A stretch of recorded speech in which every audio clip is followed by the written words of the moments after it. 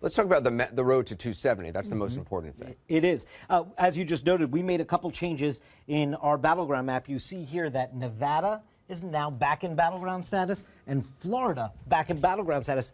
Anderson, just last week we moved them leaning Clinton. Right. But what we look at is we look at advertising budgets of the candidates. The most precious resource a campaign can commit is the candidate time. So we look at their travel schedules. And of course, the most recent polls, before Hillary Clinton even wrapped up her 2-day Florida swing yesterday, her campaign announced she'd be back Saturday. And I'm telling you, that won't be the last time she's there. There's a poll there that has him 2 points ahead. Nevada, they're tied. So those states have sort of snapped back to their battleground status. And I just want to remind you, though, even though that's good news for Donald Trump, right? Like they say, hey, they're no longer leaning Clinton. But I just want to remind everyone how tough this map is. Look where we are, 272 to 179. She's already over the threshold with the states leaning and solidly in her direction. If you were to give him every remaining battleground state, he still doesn't get to 270. He only gets to 264.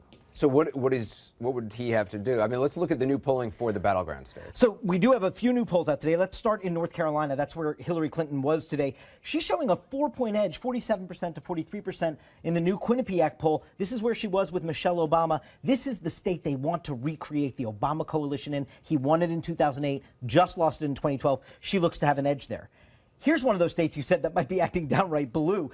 We have not seen Georgia go Democratic since 1992 with Bill Clinton's race. He wasn't even able to hold on to it in his reelect, 44-43. Now, what's the reason we don't have it in battleground status yet? It's because the Clinton campaign has not yet committed surrogate travel. Hillary Clinton's not going there yet. We don't see a ton of spending going on in Georgia. The Clinton campaign is not yet treating like a really winnable race for them. And then Iowa, which we also have leaning towards Donald Trump, dead heat, 44% to 44%. I was just looking at some early voting numbers there, and Hillary Clinton does have an edge. Democrats have an edge in terms of returned ballots, but it's not as big of an edge as Barack Obama had at this same point 4 years ago. Wow, so some good news for the Clinton campaign, but also some really important good news for the Trump campaign, particularly in Florida and Nevada. Yes, without a doubt. Yeah. All right, David Chalian, thanks very much.